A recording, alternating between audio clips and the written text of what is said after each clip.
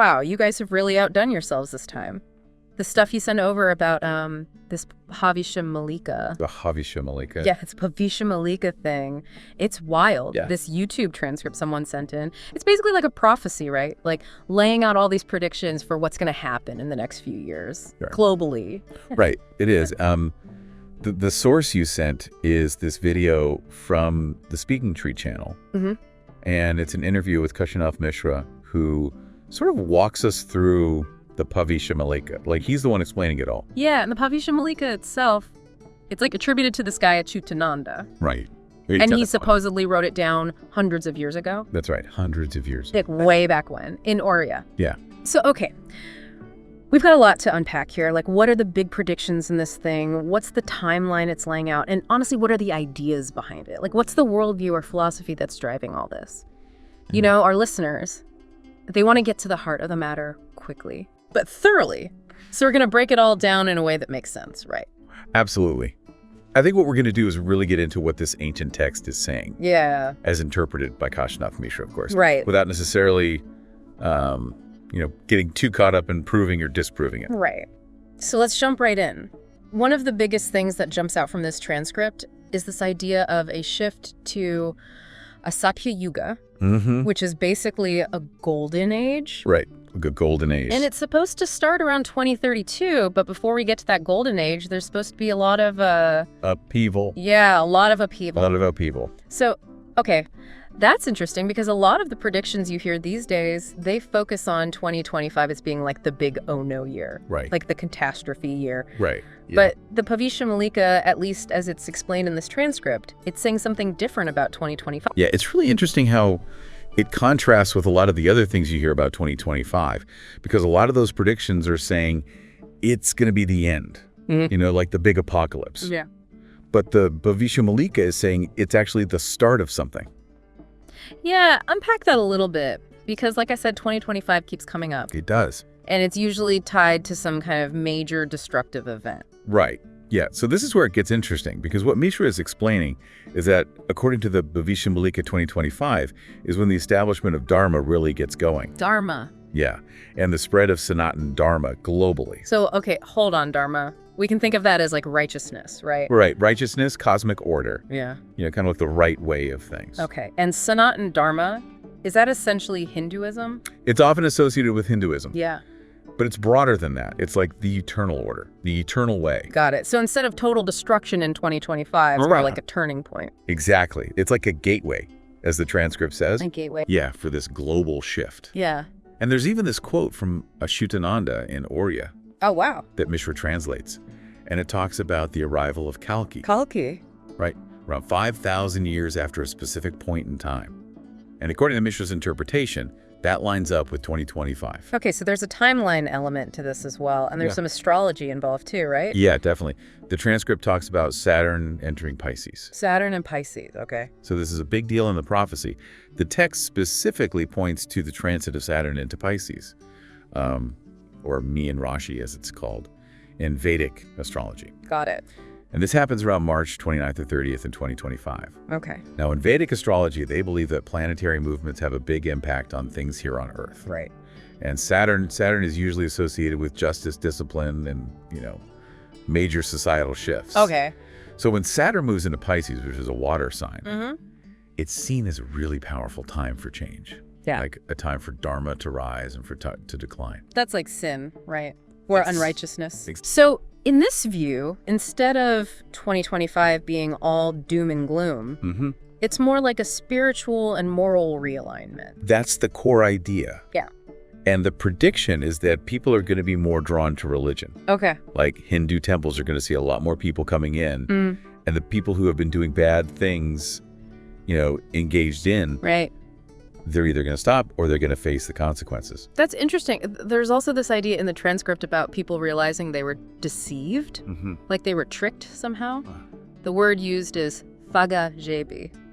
What do you think that means in this context? Yeah, I think it points to this idea that people might be caught off guard by these changes. Okay. Like if they're expecting total destruction and instead they see this surge in religious feeling and a shift in awareness, Right. they might feel like they missed the signs or they misinterpreted them. Like they were looking for the wrong thing. Exactly. Yeah. Like maybe they were expecting a certain kind of sign and they didn't see the real significance of what was actually happening. Interesting. So 2025 is more of a pivotal moment than a total apocalypse. Yeah. But the transcript also talks about war. Where does that fit in? Right. So the prediction of war is definitely connected to this whole Saturn and Pisces thing. Okay. The Bhavishya Malika, at least the way Mishra explains it, says that there's going to be a war involving India during this time. During the 2.5 years that Saturn is in Pisces. Exactly. That's the time frame. Wow. A war in India? Yeah. That's a pretty big prediction. It is. It's a huge statement. But here's the thing. There's also a counterclaim in the same source. Really? Yeah. Mishra clarifies that the Bhavishya Malika doesn't say that India starts this war. Right. It says that India might be drawn into it. Drawn into it by who? By Asuras. Asuras. Now that's a term with a lot of baggage. It does, right?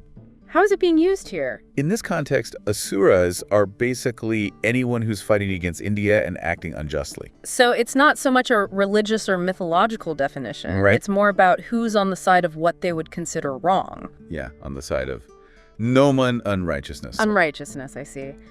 And this war, it leads to something even bigger, right? Something called the Mahabharata of the Kaliyuga. Exactly. Yeah. This is the big one. The final battle. Yeah. And it's supposed to happen in Odisha. And get this, it's supposed to be led by Kalki. Kalki, the same Kalki we were talking about earlier. That's right. The 10th and final avatar of Vishnu. Who's Vishnu? Vishnu is one of the principal deities in Hinduism. Okay. And Kalki is supposed to appear at the end of the Kali Yuga to set things right and start a new cycle. So this is like end time stuff. Yeah, you could say that. And that's why the Bhavishya Malika focuses so much on Kalki. Because he's the one who's going to make all this happen. Right. He's the central figure in these end time events. And who are the bad guys in this final battle? Like, who's Kalki fighting against? The Bhavishya Malika is very specific about this. It says that Pakistan and China are going to team up and attack India. Oh, wow. And that's what triggers this huge final war. So we've got a timeline here. It starts with a shift in 2025. Then there's a possibility of war in India if someone provokes them. Right. And then it all culminates in this massive battle in Odisha led by Kalki. Exactly. Okay, let's talk about some of the really dramatic predictions now. The cataclysmic events. Okay. The transcript mentions Jal Pralay. Good job, yeah. So Jal Pralay means like a water-based cataclysm. A cataclysm. Yeah. And the Bhavishya Malika describes it in really vivid terms. It's like a giant tsunami with tons of rain. Yeah. For 7 days straight. 7 days. Yeah, nonstop. Yeah. And it causes darkness and flooding everywhere. The transcript uses a really interesting image. It says the rain is going to fall like water from an elephant's trunk. Yeah. That's to give you an idea of just how much rain there's going to be. So this isn't just like a local flood. No. Yeah. It's supposed to affect the whole world. Yeah. And in some places, the water is going to be hundreds of feet deep. Hundreds of feet. That's insane. It's a pretty intense prediction. And it's not just water that's causing destruction. There are other elements involved too, right? Oh, yeah. According to the Bhavishya Malika, there's also going to be destruction from Vayu. Vayu. What's that? Vayu means wind. So probably cyclones. And then there's Agni, Agni. fire. And this is where it gets really wild because the prophecy talks about fire raining down from the sky. Fire raining from the sky. Like, what? Yeah, they call it Nakshatra Khand, which could mean like celestial fragments or Yeah. meteors. It's not totally clear. So it's like a multi-element cataclysm. Exactly. Yeah. Destruction by water, wind, fire. The whole works.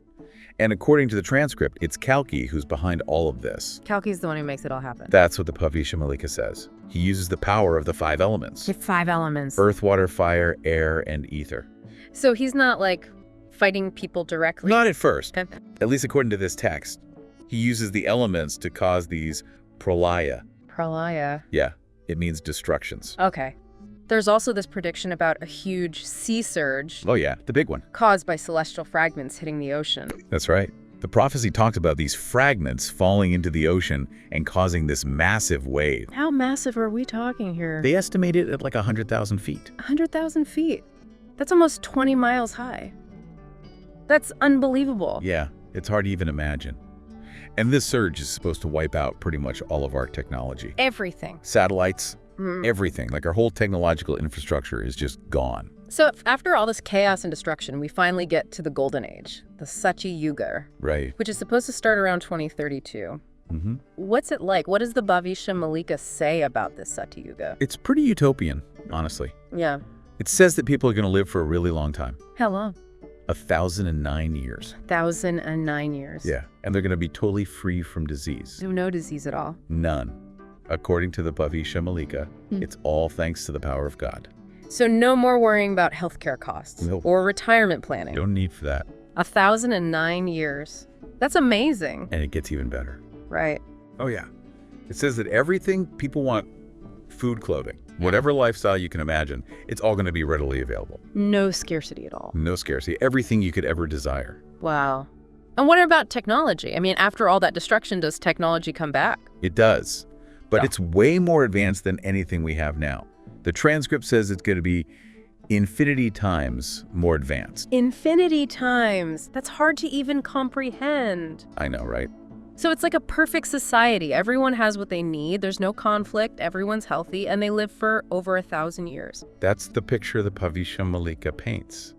It's a society where there's no difference between the rulers and the ruled. Okay.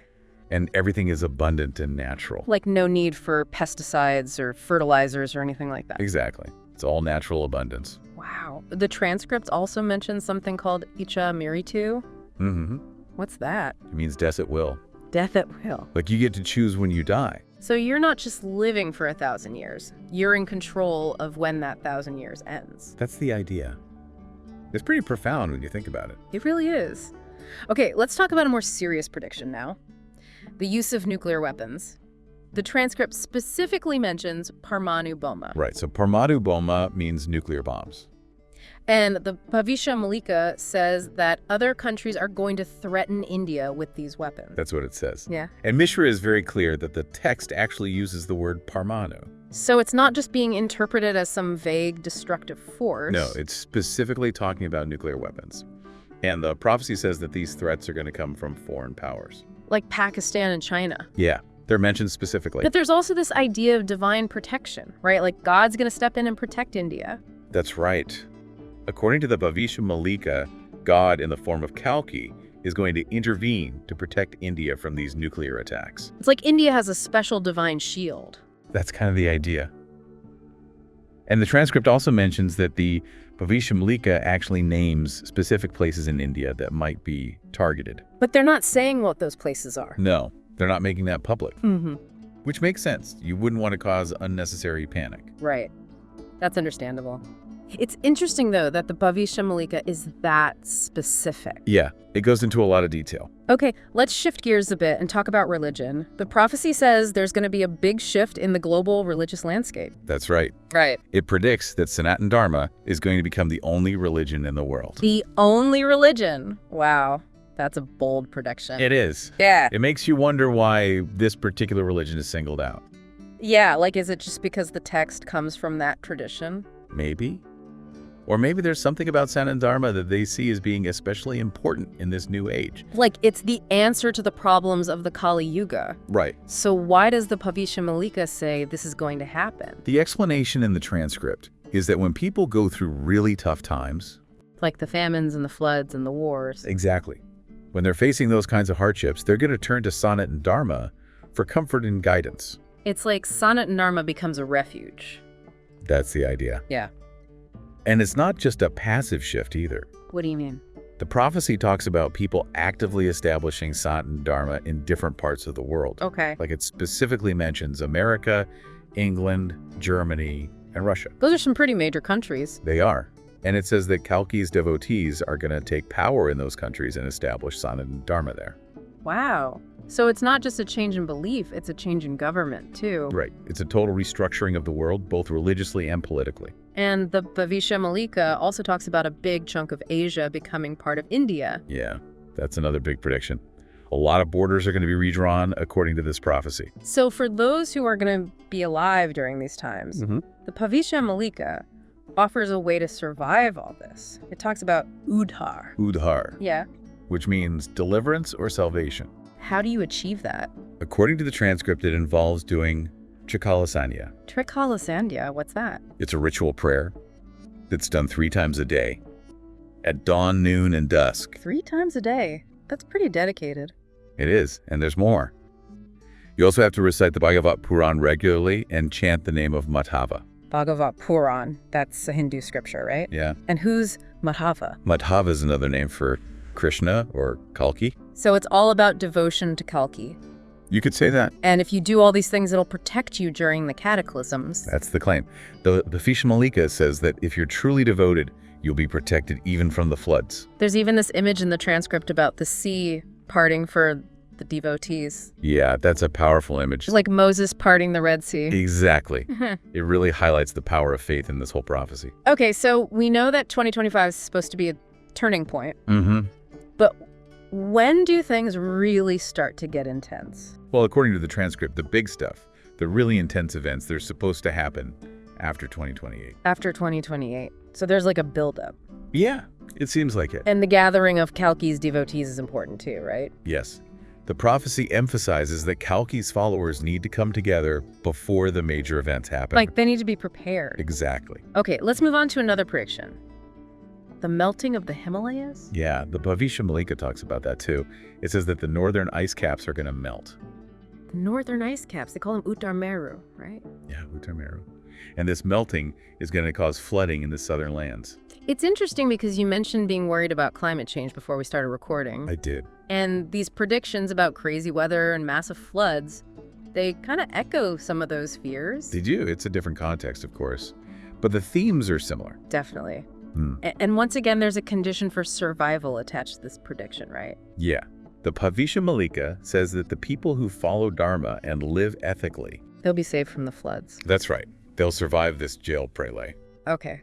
It's hard not to think about the stuff we're seeing in the news right now, like rising temperatures, extreme weather events. Yeah. Does the transcript say anything about those kinds of things? It does briefly.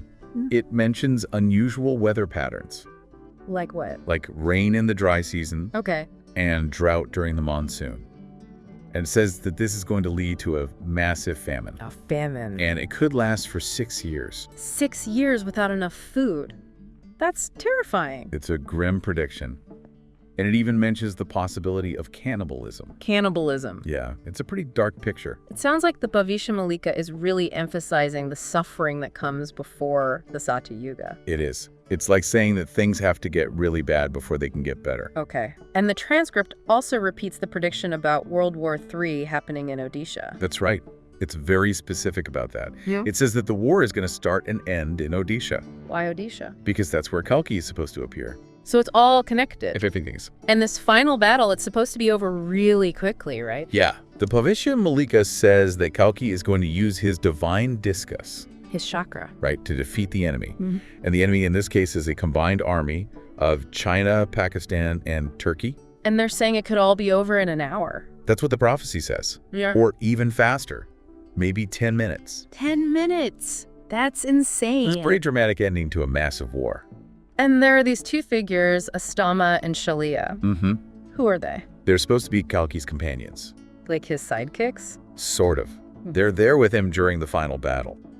But the transcript is clear that it's Kalki who's the real powerhouse. Okay, let's talk about Kalki himself and what the Bhavishya Malika says about the end times. The prophecy says that Kalki's Vinash, his destruction of evil, it's going to happen at night and it's going to be unexpected. That's right. It's supposed to be sudden and unforeseen, like those natural disasters where people are caught completely off guard. So it's like a wake-up call. Yeah. Like, a lot of people are going to ignore these prophecies, and then boom, it all happens. And Kalki's not going to look how people expect, right? No. He's not going to be a traditional sannyasi, A sannyasi. like an ascetic, someone who renounces the world. So he's not going to be wearing robes and meditating in a cave. Nope. He's going to be living an ordinary life. Blending in. Yeah. Until the time is right. But he's still going to be incredibly powerful. Oh, yeah. The Bhavishya Malika says that he has the power to destroy all 7 continents with just a thought. With just a thought. Yeah. And his brilliance is supposed to be like 1,000,000 suns. That's some serious power. It is. So to sum it all up, the Bhavishya Malika is predicting a major shift towards Dharma starting around 2025. Mm-hmm. There could be wars, cataclysmic events, all kinds of upheaval. Right. And then around 2032, the Satya Yuga begins. The golden age. Yeah, where everyone's healthy and happy and they live for over 1,000 years. 1,000 years. And Kalki is the one who's orchestrating all of this. He's the central figure. And devotion to him is the key to surviving and thriving in these times. That's the message of the Bhavishya Malika. It's a lot to take in. I mean, these are some pretty wild predictions, especially considering all the crazy stuff that's happening in the world right now.